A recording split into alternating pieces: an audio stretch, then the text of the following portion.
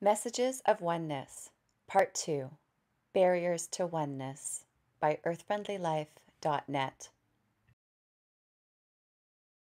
Both ancient and modern-day spiritual teachers have expressed the need to conquer fear, the greatest enemy of all, in order to be at peace and to grow spiritually. We are told that at the core of everything, the most powerful force is love. Expressing love can lead us to know harmony, peace, deeper meaning, and unity. If we follow the news, we are bombarded with stories that make us fearful of losing something: our safety, health, things we value. These ideas, when absorbed, become a part of our belief system, and the fear breeds anger, poor interactions, and an us-them dual mentality. It promotes the division of people and the inability to remember our commonalities and oneness. On a physiological level, fear shuts down the blood flow to our cerebral cortex, so we lack the ability to plan, have insight, stay calm, and think clearly. Our actions become directed by our reactionary, protective, and primitive amygdala.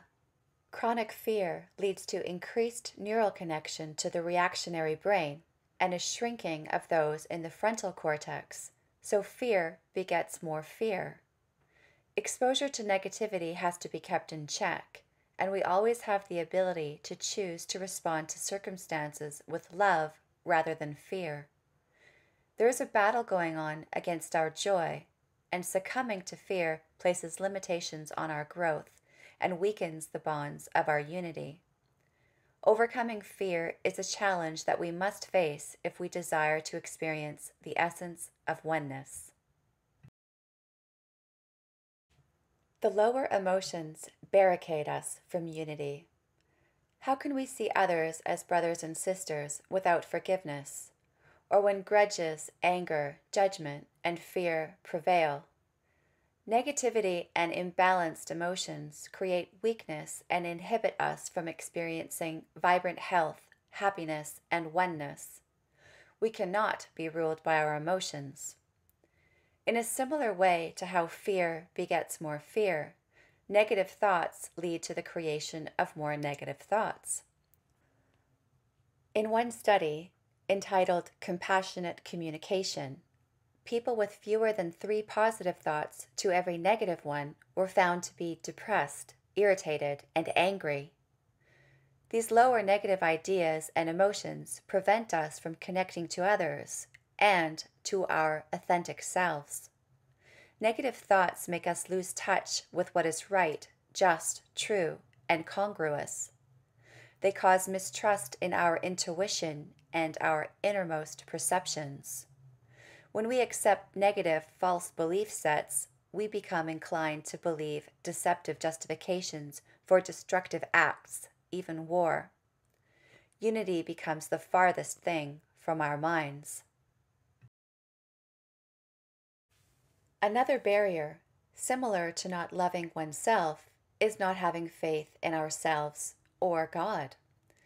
When we believe God holds all the power and that we are helpless, we don't recognize our individual and collective divinity, and we create a schism that is difficult to overcome.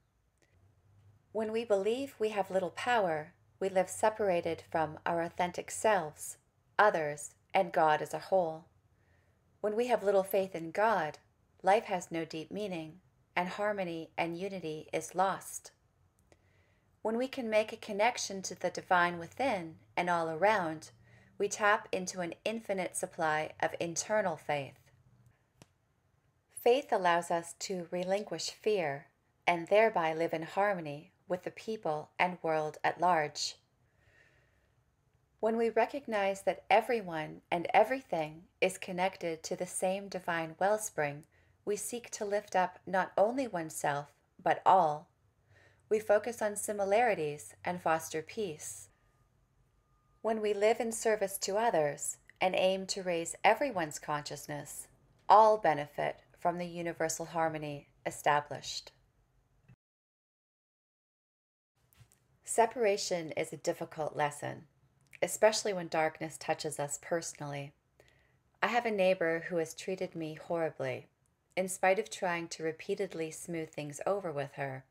And it hits me hard when I think, oh geez, I'm her and she's me.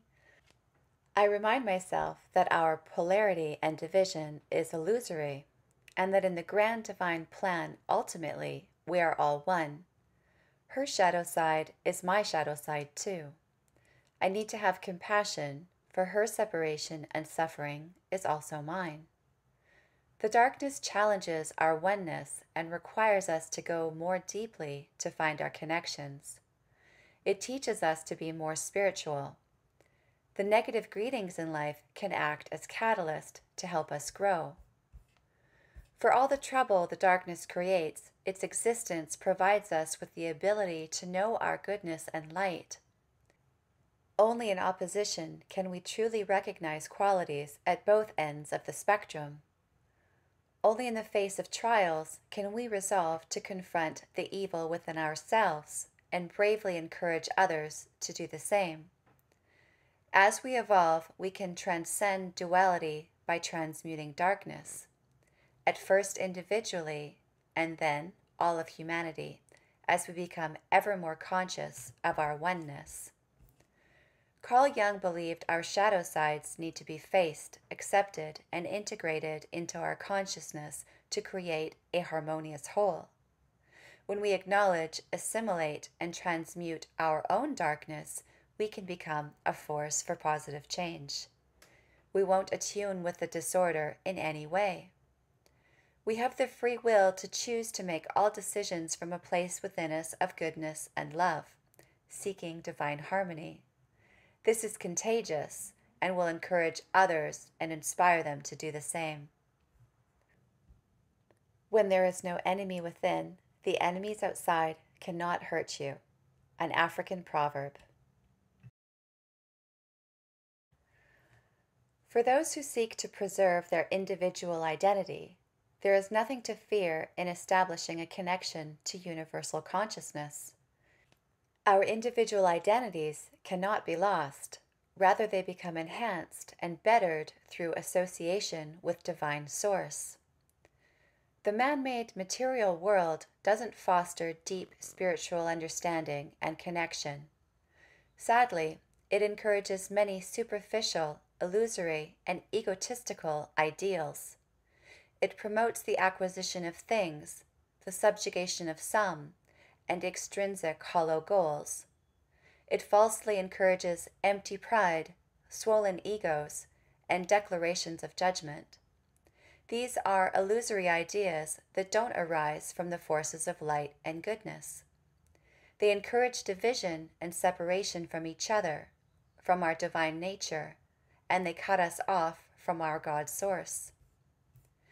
When we contemplate what really matters, we see through the ruse and bring into focus the importance of unity. In light of our connectedness, one can see the folly of divisive emotions and ideals. No one is better than another, deserves more than another, or has the right to impose directive over another. No one way of living is right for all, and no rigid rules or dogmatic teachings should be enforced upon others. These ideas keep us in a fog of artifice, unable to see the light, goodness, interconnectedness, and value in all. Pride barricades us from the truth held in our soul, and is a lure that can sabotage even the most well-meaning people. If we allow ideas of self-importance and selfishness to cloud our thinking, we will lose our way, sacrifice our authentic gifts, and forget truths like oneness. Edgar Cayce said that if a motivation behind an action is self-seeking, self-gratifying, or self-exalting, despite how good the action itself may appear, it gives rise to the forces of evil. He stated self-centered beliefs serve to heighten the sense of separation of self from the whole and are a rebellion against the harmony of the flow of creation.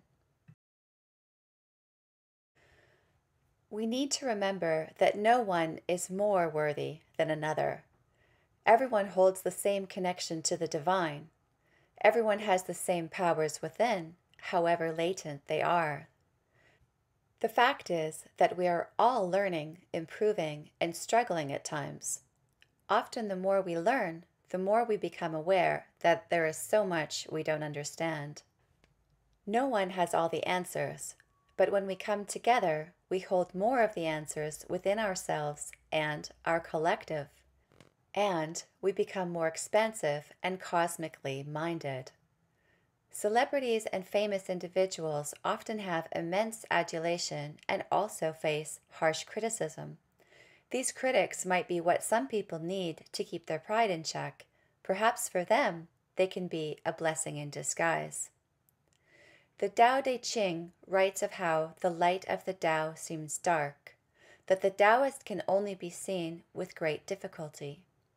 They don't seek to stand out and identify themselves in public or display their inner power. The Taoist glows, but glows with a contained light, the dark light of spirit.